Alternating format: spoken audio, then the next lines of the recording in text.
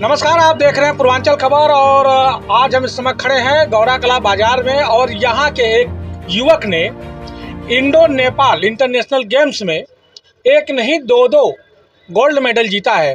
लेकिन हाय रे सरकार, एक तरफ जहाँ प्रधानमंत्री और मुख्यमंत्री दावे करते हैं कि हमने गेम को बढ़ावा दिया है, युवकों को खेलने कूदने के लिए सारी फैसिलिटी दी है, वहीं दूसरी तरफ गांव के बच्चे आज भी उपेक्षाओं के शिकार हो रहे हैं। ऐसे में कैसे गेम आगे बढ़ेगा, कैसे बच्चों का मनोबल बढ़ेगा, कैसे युवक जो है खेलों में रुचि दिखाएंगे।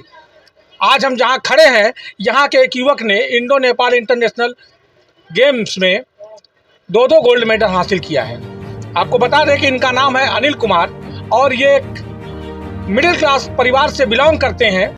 इनके पिताजी यहाँ एक कपड़े की दुकान है इसी बाजार में, जहाँ पे कि ये खुद बैठते हैं और यहीं से ये अपनी तैयारी भी करते हैं। लेकिन सरकार की तरफ से भी कोई और मदद नहीं मिली है। आज जब ये तीन मेडल जीत के आए हैं, दो मेडल जब जीत कर आए हैं, तो इनके स्वागत के लिए कोई प्रशासनिक अधिकारी तक नहीं आया। आप सोच लीजिए कितनी बड़ी उपेक्षा की गई है इस खिलाड़ी की, और यह इस खिलाड़ी की नहीं, इस सरकार की नाकामयाबी है।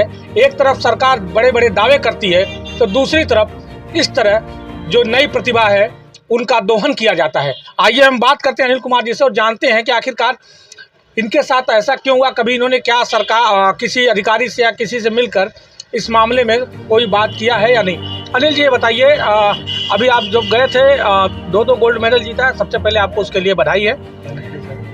ये बताइए, आप ये जो ट्रेनिंग करते हैं, जो इसकी तैयारी करते हैं, तो इसके लिए क्या कभी आपको कोई सरकारी मदद मिली है? कोई मदद नहीं मिली। तो कभी आपने किसी अधिकारी से बात किया? कोई अधिकारी नहीं आया मेरे पास, कभी कोई नहीं आया, कभी भी नहीं आया। तो अभी आपकी ये ट्रेनिंग कैसे चलती रही? खुद अपने से ही करते थे।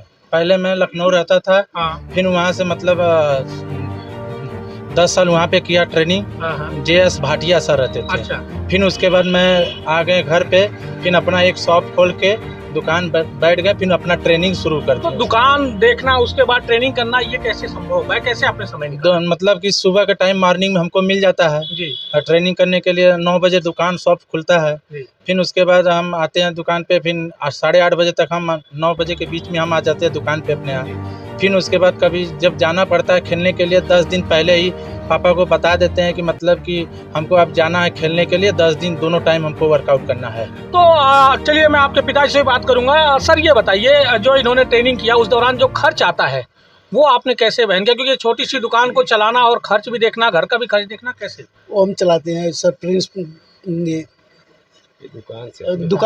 दुकान चलाते हैं, उसी से खर्च देखते हैं, सब कुछ बंद करते हैं। तो कभी आपने ये इसके बारे में नहीं सोचा किसी अधिकारी से बात किया जाए, या कभी इसके थोड़ा बहुत प्रोत्साहन मिले या थोड़ी बात किए थे, लेकिन कोई प्रोत्साहन नहीं मिला, कोई रिप्लाई कुछ नहीं मिला? बस केवल अपने से अपना दिखते थे।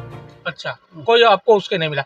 अच्छा, ये बताइए मट साहब, आप तो यहाँ के पूर्व प्रधान भी रह चुके हैं और वर्तमान भी प्रधान भी यहीं पे हैं गौरा कला के, तो कभी आप लोगों ने इस बारे में कभी जिक्र नहीं किया? देखिए, इस लड़के की मनोभावना अगर देखी जाए, लगन, इतना शांत स्वभाव का लड़का, और हमेशा दिन रात इसी में लगा रहा, लग करके आज इस कामयाबी पर पहुंचा। हम लोगों ने कई बार प्रयास भी किया आगे, लेकिन आज इस मीडियम क्लास के लोगों की कहीं सरकार ध्यान नहीं दे रही है। लेकिन दावे तो बड़े बड़े होते हैं। दावे तो काफ़ी चल रहे हैं कि इन खिलाड़ियों को ये सम्मान मिल रहा है और ये सुविधा दी जा रही है।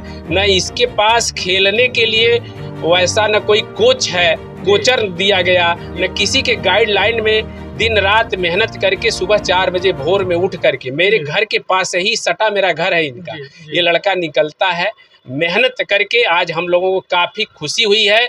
हमारे क्षेत्र के सारे जनप्रतिनिधि सम्मानित, हमारे बगल में बाला लखंदर जी है, राजू प्रधान जी हैं और सुभाष जी हैं, और पूरे गाजे बाजे के साथ हम लोगों ने जो है सारनाथ स्टेशन से रिसीव किया है और क्षेत्र में एक संदेश दिया है कि एक गरीब का लड़का अपनी काबिलियत से आज भारत का नाम ऊंचा किया है। लेकिन कोई भी अधिकारी या कोई भी कर्मचारी या कोई भी, आज चुनाव भी चल रहा है, चुनाव के दौरान कोई भी इतने प्रत्याशी लोग भी हैं, कोई इस बच्चे को कोई पूछने तक आया अभी तक नहीं। तो आपने देखा कि जैसे यहाँ के लोगों का जो एक अपना दुख है वो निकल रहा है सामने, जो रोष है वो सामने आ रहा है कि किस तरीके से एक नवयुवक जो खिलाड़ी है जो कि भारत के लिए 2-2 गोल्ड मेडल जीता है और उसकी उपेक्षा की गई, ना कोई अधिकारी आया ना ही कोई जनप्रतिनिधि आया। एक तरफ जहां सरकार इतने बड़े बड़े दावे करती है और कहती है कि हम खिलाड़ियों के लिए और जो देश के फौजी हैं उनके लिए हम इतना नहीं इतने का बजट बढ़ा दिए हैं, लेकिन वो बजट है कहाँ? सबसे बड़ा सवाल तो यही है। लेकिन मैं अपने ज़िले के अधिकारियों से, खास करके जिला अधिकारी से यह आग्रह करूँगा कि कम से कम ऐसे खिलाड़ियों के ऊपर थोड़ा ध्यान दें और इन खिलाड़ियों को आगे बढ़ाने में मदद करें। अनिल जी बताइए, इसके बाद आपका क्या प्लान है? मलेशिया जाने के लिए। मलेशिया जाने के लिए तो बहुत खर्चा लगेगा फिर। हाँ, खर्चा तो बहुत लगेगा, उसमें 2.5 लाख रुपया लगेगा। 2.5 लाख लगेगा। हाँ, तो उसका अरेंजमेंट कैसे होगा? उसका फिर देखेंगे, कोई सपोर्ट करेगा तो फिर जाएंगे, नहीं सपोर्ट करेगा तो नहीं जाएंगे।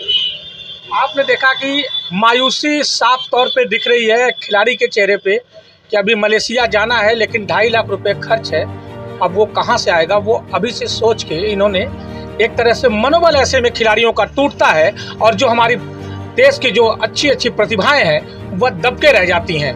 लेकिन इस पर सरकार को चिंतित होना पड़ेगा, मनन करना पड़ेगा और ऐसे खिलाड़ियों के ऊपर ध्यान देना पड़ेगा। अब देखना यह है कि क्या सरकार ऐसे खिलाड़ियों के ऊपर ध्यान देती है या फिर सिर्फ वादे ही करती है। आइए अब हम बात करते हैं, यह भी एक तरह यहाँ के समाज सेवी हैं और ऐसे कामों में जुड़े रहते हैं, बाला लखंदर जी। पत्रकार महोदय जी, बहुत बहुत धन्यवाद आपका जी। देखिए, हम लोग बरियासनपुर ग्राउंड से जुड़े हैं जी। हम भी एथलेटिक्स में जी। मेरा भी गोल्ड मेडल है जी।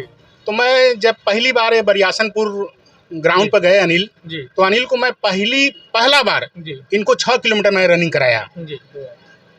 6 किलोमीटर पहले दिन इनको मैं दौड़ा दिया। मैं उसी दिन समझा कि एक दिन आने वाले समय में भारत के लिए कुछ न कुछ करेंगे। लेकिन ये बताइए, आप एथलेटिक्स से भी जुड़े हुए हैं और वहाँ के ग्राउंड से कई खिलाड़ी निकले हैं जी जी। तो इनको जो सरकारी सुविधाएं वो क्यों नहीं मिल रही? देखिए सर, सरकार को कहाँ ध्यान है, सरकार की एकदम ध्यान नहीं। ध्यान कौन दिलाएगा? सरकार तक हमारी बात आपके माध्यम से पहुँचे। और एक चीज मैं आपसे बता रहा हूँ कि ये एथलेटिक्स एक ऐसा गेम है कि ये गांव देहात के ही बच्चे निकलते हैं। आप देखे होंगे, आप भी इस पर जरा ध्यान दीजिएगा, क्योंकि सिटी के बच्चे जिसको बहुत ज़्यादा सुख सुविधा दे दिया जाए वो नहीं कर पाते हैं। लॉन्ग डिस्टेंस हो या लॉन्ग जंप हो, हाई जंप हो, ये ऑलरेडी किसान का ही लड़का सक्सेस होता है। तो आज मुझे बहुत ही गौरव का विषय है कि अनिल अपने बीच का लड़का देश के लिए मेडल जीत कर आया है। पूरे क्षेत्र में हर्षोल्लास है और ग्राउंड के बच्चे सारे इनको गाजा बाजा के साथ लाए हैं। मैं सरकार से, आपके चैनल के माध्यम से सरकार से अपील कर रहा हूं कि स्पोर्ट के खिलाड़ियों को अधिक से अधिक ध्यान दे, बस हिला हवाली करने का काम न करें। धन्यवाद धन्यवाद। तो आपने देखा कि बाला लखंदर जी जो कि यहाँ पे एक स्टेडियम है, स्टेडियम नहीं कह सकते, फील्ड है, वहाँ पे ग्राउंड है गांव का, वहाँ पे ये देखते हैं और इन्होंने भी अपील किया है अगर कोई गेम्स होता है, एशियन गेम्स हो जाए चाहे ओलंपिक हो जाए, अगर भारत का मेडल कम होता है तो कहते हैं कि भारत के खिलाड़ियों ने प्रदर्शन नहीं किया। लेकिन प्रदर्शन करेंगे कहाँ से जब उनकी इसी तरीके से उपेक्षा की जाएगी। अब देखते हैं हम, अब देखना यह है कि क्या इसमें अधिकारी संज्ञान लेते हैं, क्या नेता मंत्री इस पे संज्ञान लेते हैं या नहीं, जो सुविधाएं इनको चाहिए वो मिलती हैं कि नहीं, इसके बारे में भी हम बात करेंगे मंत्रियों से और अधिकारियों से भी। देखते हैं क्या होता है आगे। और भी खबरों के लिए देखते रहे पूर्वांचल खबर। नमस्कार।